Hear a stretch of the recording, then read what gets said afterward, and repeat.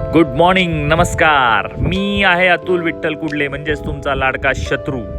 आज आमचं अचानक पॅकअप झाल्यानंतर आम्ही अचानक भयानक प्लॅन केला संध्याकाळी 3:30च्या दरम्यान, आणि आम्ही निघालो रायरेश्वरला, म्हणजे स्वराज्याचे जन्मस्थान. आमच्यासोबत नेहमीचाच व्यक्तिमत्व म्हणजेच महेश जाधव, आणि त्याचबरोबर नवीन काही लोक ॲड झाली होती. त्यातले बाबूदादा, जे की आमच्या सोसायटीमध्ये राहतात, जिथं मी वाईमध्ये राहतो तिथं, आणि आणखीन दोघीजणी आहेत, त्या म्हणजे ईशा आणि जुई.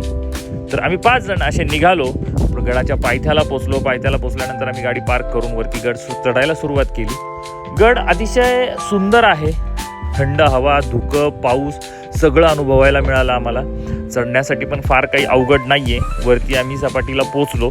त्यानंतर आम्हाला जायचं होतं रायरेश्वर मंदिरात, जिथे छत्रपती शिवाजी महाराजांनी स्वराज्य स्थापनेची शपथ घेतली अशा ठिकाणी. आणि आम्ही मंदिरात प्रवेश केला.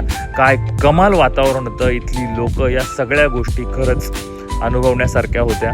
आणि हे आहे मंदिर. तुम्ही बघू शकता किती सुंदर, सुरेख, ऐतिहासिक पांडवकालीन मंदिर आहे. हे बघताय तुम्ही, इथे एक गाव आहे बघा. मोजकीच 8 ते 10 घरं आहेत. गाव मंदिराच्या मागं आणि मंदिराच्या पुढं. तर आम्ही तिथल्या एका घरामध्ये बाबूदा आम्हाला घेऊन गेले आणि तिथं आम्हाला पोहे खायला घातले, चहा घेतला. इतका आनंद मिळाला ह्या लोकांबरोबर राहून. असं वाटत होतं इथं राहावं आजच्या दिवस, आजची रात्र. पण दुसऱ्या दिवशी शूट असल्यामुळे आम्हाला निघावं लागलं.